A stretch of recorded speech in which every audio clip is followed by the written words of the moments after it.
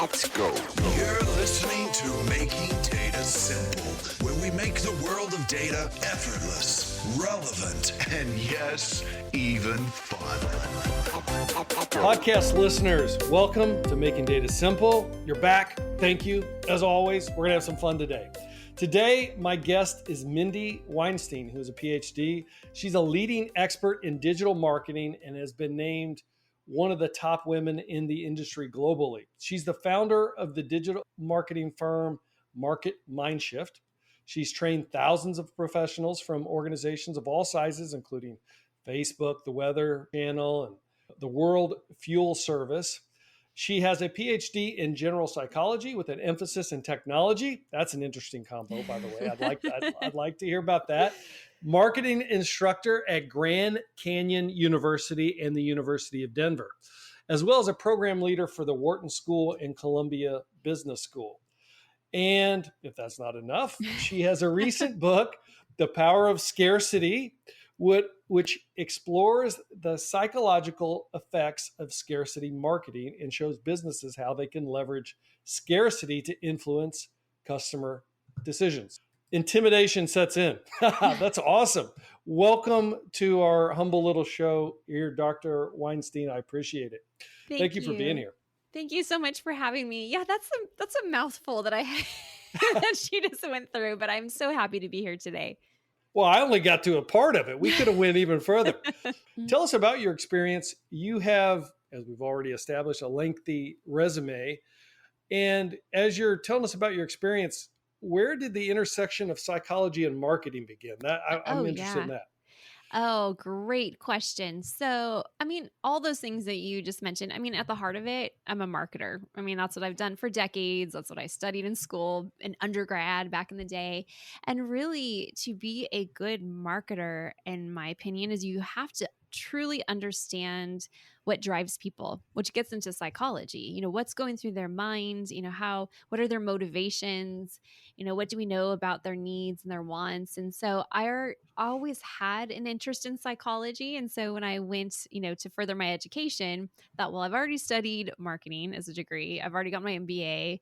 I want to broaden my knowledge. And so I took the path of studying general psychology, but I found a program that was general psychology with an emphasis in technology, which is where we're at. And it's where we're going to continue to be. And so to me also, because my field has been digital marketing, I'm like, that is digital marketing. Digital marketing is technology and psychology. That's exactly what it is. And so that's what got me down that whole path and really to where I'm at today. So I was going to ask you what you started with, but it sounds like you were always interested in marketing first. And then as you went along the process, you say, well, I would be better off if I understood the psychology that lends itself to marketing. And as a result, you went back into psychology and then come out the other side. And now you're instructing folks. And here I am. And it was interesting for me, it wasn't like I started college at, age 18 and I was like, I want to be a marketer. I actually wanted to be a writer. That's what I wanted to be. I wanted to be a journalist. And my parents were kind of like, well, maybe think about business. And so it was my very first marketing class. I was sitting there. I'm like, wait a minute. If I go into marketing, I can write. And so that's actually like, we really want to get to like the beginning. And that's what started everything. So I was, again, had a fascination with communicating with people, with, again, understanding them. So, and then now, I get to teach marketing as well. So marketing to psychologist. Wait, no. It is writer to marketer to psychologist to marketer and writer, because you're writing right now, right? You've got your book out. And yeah. Do you count though? When I was 18 as a writer, I just like to write. By that time, I think I was writing, little short stories on the computer. So I wasn't. I think that counts. Okay. I think, well, obviously it brought you right back into writing. How many books do you have now? So The Power of Scarcity is, the newest one in that genre, especially in marketing. But years and years ago, I actually co-authored a couple books that were in the personal finance space, but I was still doing marketing. I was working, with a personal finance company doing marketing, but I had so much knowledge on the personal finance side that I had co-authored 2 books beforehand. So this one's completely different because it's about really marketing psychology. So it's very different flavor than the other 2. Tell me about the emphasis in technology. What does that mean? You talk about digital marketing, Mhm. which I could probably make my own interpretation, but I'd rather not. I'd like you to Right. explain that technology piece. Yeah. And so, I mean, really, in the program of study that I had, there was the general psychology. So I keep saying general psychology because I'm not a clinical psychologist. So I'm not going to be able to Yeah. diagnose you or give you advice. Or you don't want, I mean, I could give Are you you advice, sure? but I don't Are know if you you want sure? me to give Yeah. you You're advice. assessing me right now. I know it. So let's have a session here. No, but really, so general psychology, but the technology aspect were all the additional courses I took to understand really technology adoption. How do we adopt technology as it advances as humans? How do we adjust and how do we incorporate it? And so to me, that's been fascinating because again, the world we live in, I mean, there's so much going on. AI has like been the rage and everyone's talking about so much there. And so but that was really the focus. It's how does that change our behaviors? How do we adopt it? How do we use it? And just very fascinating to learn. So, in all of this, in summary, is your passion back to writing about marketing, psychology, how this all fits in Mhm. together, and then with the emphasis of digital marketing, the technology piece? Is it the writer in you that wraps it all up? Is that your passion?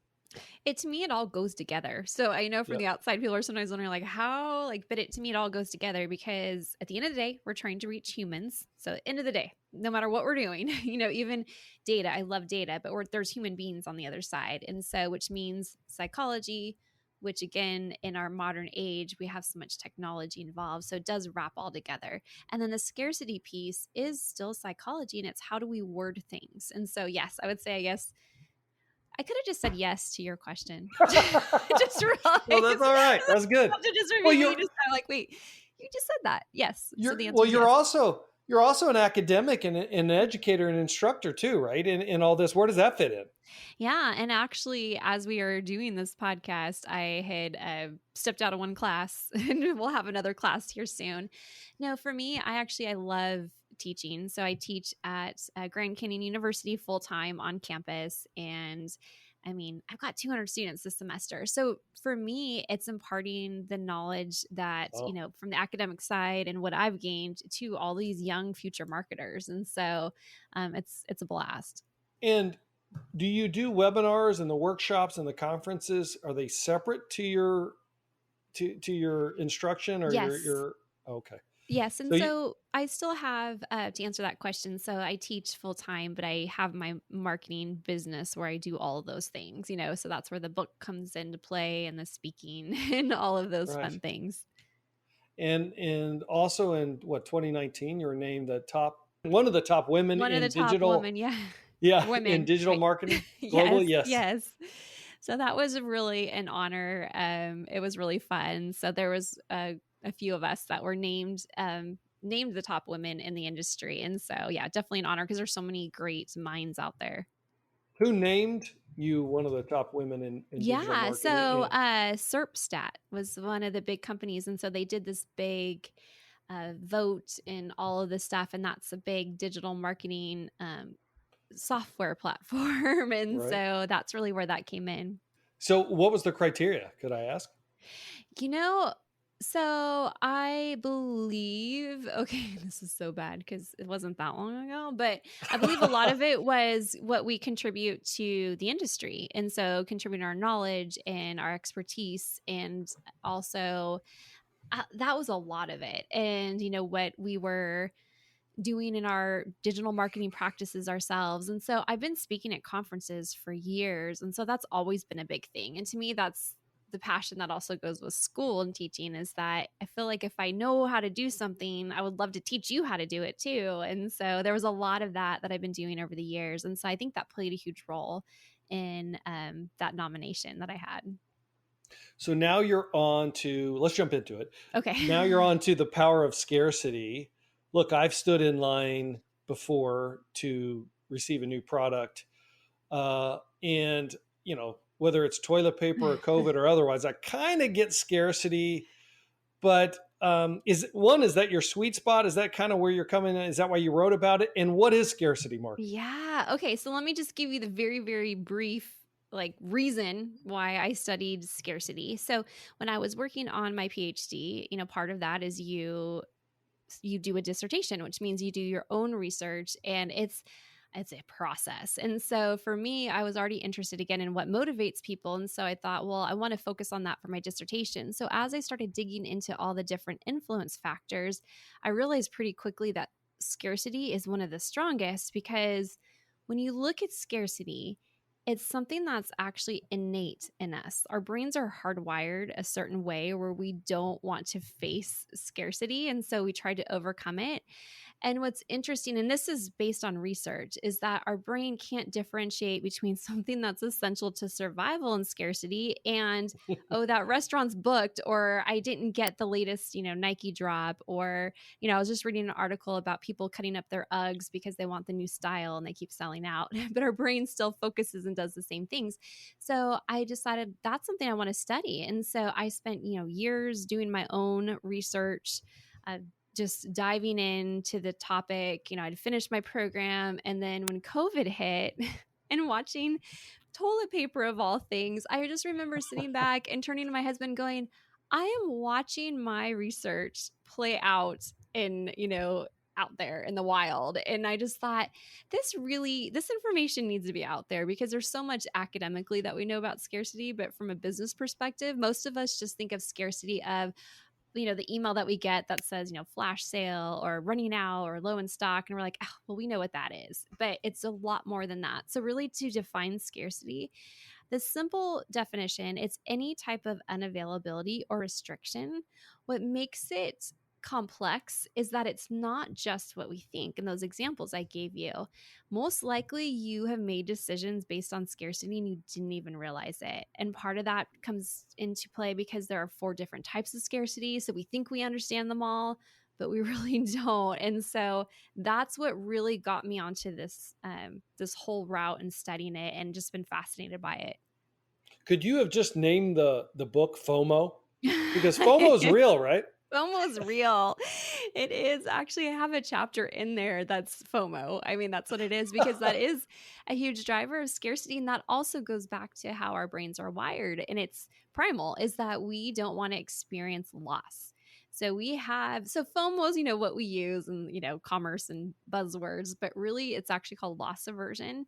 And our brains, again, we will do what we can to not experience loss, and we'll have stronger feelings when we experience loss than the feelings we will have when we gain something, which is just insane. But there's so much research that backs that up.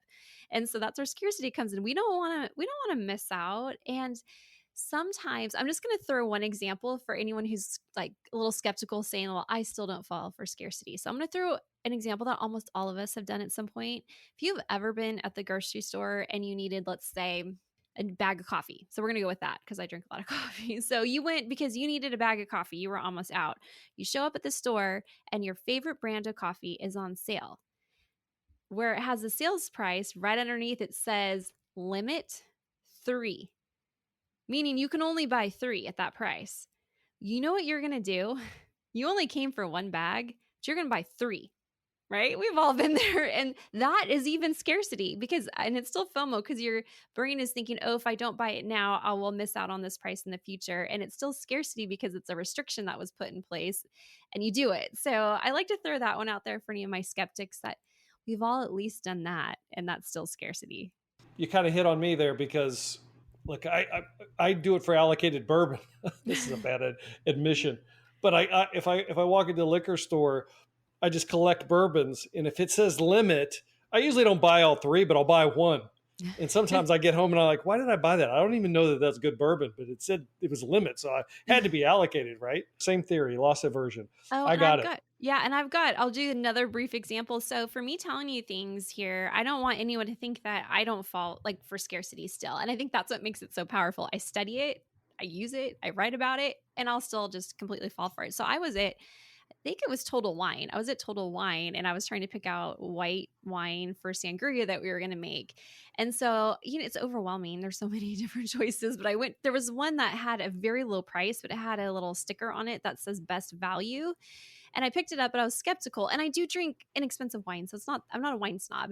But I was holding it going like, could it really be that good? It's $5. And so someone working there walks by and says, oh, I didn't even know we had any of that left in stock. We keep selling out of it. And then we had someone call this morning to see if we had any cases left. And I thought they came and bought them all. Like, what? And then I still was kind of standing there. And then another person working there walks by and says something similar. So you know what I did is I bought a case of wine. I only needed one. I bought a case. And then when my husband, we were driving home and I was going on and on and on and on about how we need to go back and like wipe them out, get all of this, at this price because it must be so good because it's selling out. And we got home and all of a sudden it was like, we don't even drink white wine outside of Sangria. Like, why did we do this? I still have it in my house. Totally get it. And I was just like, oh gosh, here we go.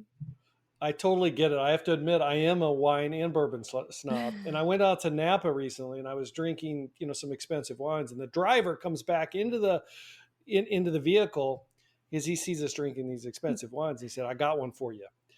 And a long story short, it's a Trader Joe's wine. I won't say what it is, but apparently after the fires, some good vineyards sold their wine in preface to the fact that they thought the grapes may be bad. So it's like great wine at like $20. And so I drank it and it's a good wine. I mean, it can compete. And so, what did I do? I go right to Trader Joe's and brought like 4 cases and then brought it home. Like, oh, this is fantastic. Anyway, so I get it. Do you ever follow like Amos Tversky and Daniel Kahneman? Have you read some of their work on the psychology of prediction and probability? No. So that'll have to be something to add to my list. Oh, they're like behavioral economics, and they talk about like loss aversion and the crazy stuff that we do. By the way, is this the problem? Somebody wanted me to ask you this. Is this the problem with eggs today? Oh my gosh. Okay. Yeah. Eggs. I mean, because I don't do a lot of shopping, but I know they're very expensive and they can't figure it out because it doesn't seem like we are at a restricted level of eggs. However, it's like somebody's using loss aversion or scarcity to drive up the price. Do you know anything about that? Yeah. So Arizona actually does have a specific issue in terms of eggs that's on compounding everything. And it has to do with a law that was passed. So we're, very expensive on eggs, but anytime, and this is actually more on the economic side, but anytime there's some kind of shortage, and I don't know the national shortage, but I know there is one because I'd go to the grocery store and I'm like, why am I spending so much on eggs? But anytime there's a shortage, we do pay more. And in general, I will just tell you about scarcity is that if something is scarce, our brain actually does its own equation. And we've seen this in brain scans. So there's been studies done that use MRI scans. And when participants are faced with something that is scarce, their brains will jump into the value assigning mode, meaning they assign value to that item. And we've seen it's hard to argue with what the brain is actually doing. And when I say something scarce, I'm not talking about something for survival, like food or water. I'm talking about like an auction simulation or a sale, those kind of things. But what our brain does, it's like, oh, that's scarce. Scarcity equals value. If something's scarce, it's more valuable. And of course, you're thinking like, okay, well, that seems obvious. But the fact that our brain is actually just showing that's what happens. So I also just think, we're willing to pay because we're also then become fearful that you're like, well, something's going on here. So I better buy my eggs, even if I'm spending $100 a carton. Okay, it's not $100, but yeah, no, I got the idea. So you think we're driving it up ourselves then a little bit? Sometimes, sometimes we could drive it up. And well, that's the whole thing with toilet paper. That was a self-induced, we weren't running. I mean, think about all the different news reports are like, the manufacturers are saying we have enough, but it's that fear a lot of times that still drives that and drives those purchases. In that situation, COVID, of course, there's panic buying because we lost a lot of control in other aspects of our life. And if you can control how much toilet paper you have, it gets a little deep. You kind of feel like you're doing okay. That's why people need a bidet, but I'm not going into that. All right. All right. Look, in your book, you identify 4 types of scarcity. Would you mind telling us a little bit more about? Absolutely. Skeptical. So, and that's what I started out, talking about just a little bit ago, is that we make assumptions on what scarcity is. And really, there's four different types. And so we have time related scarcity, and that's the one a lot of us are familiar with. That's your sale, your like a flash sale or just a normal sale or promotions or coupons. All of those are time related because there's a time restriction. So you're competing with the clock. You're not competing with other customers. Then you have demand related scarcity, and that's usually due to popularity. So it's, maybe the manufacturer didn't anticipate all that popularity and there's a high demand for something. And that's really where that whole thing with that equation of value comes into. And then we have supply related scarcity. And so that's a restriction, of course, on the supply that could be intentional. So that's when you think about products doing drops, definitely an intentional supply issue or just some type of shortage of a supply. And then the final one's limited edition. And really, limited edition is part of supply related scarcity, but I put it in its own category because it's so strong and it can be used differently. And that's, of course, just any twist on the original. It could be a twist on the packaging or the product itself, but when you buy it, you feel special. And so, again, that's still scarcity. I think that's what the bourbon industry is doing. Mm-hmm. They're trying to use limited edition, or not limited edition, but just they're intentionally making it scarce. I So they actually have create an bourbon interest. in my book. You do? Yeah, I Oh, do. man. So you're Great. on the right track with that. It's limited edition and supply related. So supply related, where of course they're restricting the number, and then limited edition too. I mean, that's going to be naturally restricted. So yeah, that's a huge thing. And do you remember the whole bourbon heist thing? And there was Yes. that Netflix The documentary. Pappies. Yes. Yeah, that was definitely based on scarcity because it was hard to get and people were willing to pay so much money for it. And I'm sure it was good too. And that's the thing with scarcity. So like listening to this, it has to still be a good product. I mean, that's the one thing. I mean, we're going to assign value to it, but. And I have some, to be honest with you. Ooh. But and I paid handsomely for it. It was more like a trophy, right? If you're a bourbon collector, you've got to have that trophy. And I will say it's good, but is it worth that? No, it's not worth that. There's nothing worth that. But it was just for fun, if you will. So I think you've kind of answered this, but a two-part question: how do companies then leverage scarcity? And I guess my second part of the question is, can it be done ethically? I mean, sometimes I guess I'm struggling with the ethics of it. It's like they're using our mind against us. And I guess maybe that's fair.